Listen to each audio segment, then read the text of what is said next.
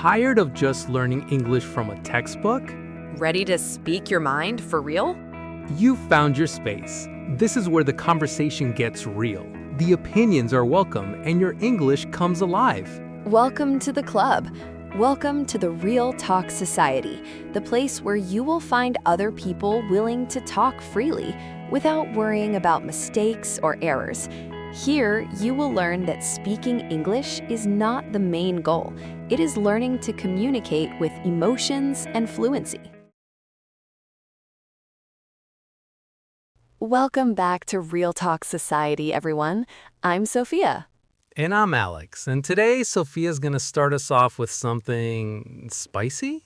Okay, maybe not spicy, but can I say something controversial? Go for it. The floor is yours. All right, here it is. Most people don't actually want to be corrected when they speak English. That's not controversial. That's just reality. I mean, think about it.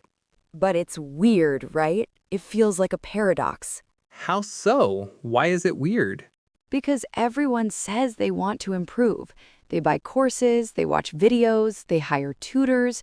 They're clearly invested in getting better. Right. But then, in the actual moment of a conversation, when someone offers that little piece of information that could help them, they recoil. They want to improve, but they don't want the correction. Okay, I see what you mean. It's a total contradiction, but I don't think it's that they don't want help. Then what is it? What's happening in that moment? I think they don't want to feel exposed publicly, you know? Correction it's a spotlight, and it's not always a warm, friendly one. Exposed. Wow, that's a good word for it. That makes so much sense. Yeah, correction feels like a big red pen circling a mistake on your test paper. It feels like someone shouting, "You're wrong." And nobody likes feeling wrong in real time, especially when you're just trying to, tell a story or share an idea. It's so vulnerable. Exactly. The social stakes feel really high, even if the person correcting you means well. It totally brings me back. I remember when I was learning Spanish, I was so enthusiastic, right? I'd try to talk to anyone. Mm-hmm. And if someone corrected me mid-sentence, I would just shut down completely. The rest of the conversation, I'd just be nodding and giving one-word answers. Same. 100% same. I was trying to learn French for a while, and the exact same thing happened. Like instantly, right? The wall just goes up. Instantly, because your focus shifts entirely. It's no longer about communication. Yes, you go from expressing an idea to suddenly defending yourself or feeling like you need to. It becomes about your mistake, not your message. And that's the problem, right there. That's the core issue with unsolicited, midstream correction. It completely kills the flow. It annihilates it, and conversation needs flow. It's the whole point. It's a dance, a give and take. An interruption like that is like stepping on your partner's feet in the middle of a spin. So even if the correction is technically right, like grammatically perfect, The timing is completely wrong. And in communication, timing is everything. It's the difference between being helpful and being, well, a jerk. there's something else too. It changes the dynamic of the conversation. How do you mean? Well, 1 second you're just two people talking. You're equals. And the next second, Oh, yeah, you go from equals to a teacher-student relationship. exactly. And you didn't sign up for a class, you were just trying to have a chat. Yeah, and that creates distance. Suddenly there's a power imbalance that wasn't there a second ago. One person is the expert, the other is a novice. And pressure. Oh my gosh, the pressure. Now you're not just thinking about what to say, you're triple checking every word in your head before it comes out, terrified of making another mistake in front of the teacher. Which, ironically, makes you way more likely to make a mistake. A vicious cycle.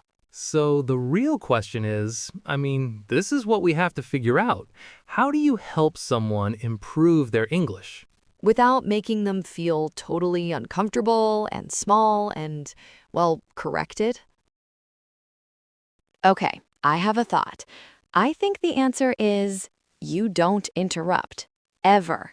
Okay, so rule number 1, let them finish first. Exactly. Let them get their thought out. Let them land the plane. Even if it's a bumpy landing, let them land it. Because finishing a thought builds confidence. Just the act of getting from the beginning of a sentence to the end is a small victory. Interrupting steals that victory. It really does. And then, okay, so after they've finished, instead of correcting directly, You model the right way to say it. Yes, that's the perfect term for it. You model it. Right, like just repeating their sentence back to them, but correctly as part of your natural response. Without saying, no, you're wrong, it's actually this, you just show them. For example, okay, if someone says, I go yesterday to the store to buy milk. The wrong response is immediately to say, no, it's I went yesterday. Right, that just slams the door. Instead, you respond to the content of what they said. You could say, oh, nice, you went yesterday? What did you buy at the store? Exactly. Now they hear the correct version. You went yesterday, in a completely natural, low-pressure context. Their brain registers it without the emotional baggage of being told they were wrong. That feels completely different. It's respectful. It keeps the conversation moving. Because it preserves their confidence. It sends the message, I understood you, and your message is more important than your grammar. And in the long journey of learning a language, confidence is so much more important than momentary perfection. You know, there's a nuance here too. The difference between correcting a grammatical slip-up versus correcting pronunciation.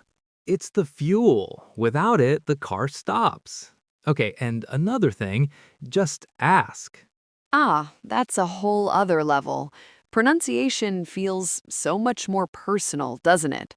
ask what? Just ask them. Outside of a specific conversation, hey, when we talk, are you open to feedback on your English, or would you rather I just let it flow? Oh, that changes everything. Right? Because now it's about permission, it's consent. If they say yes, then correction is no longer an interruption. It's a favor they asked for. And if they say no, you have your answer. The priority is connection, not correction. It's so simple, but so powerful. So really, helping someone is not just about having the right answer and pointing out their mistakes. Not at all. It's about psychology.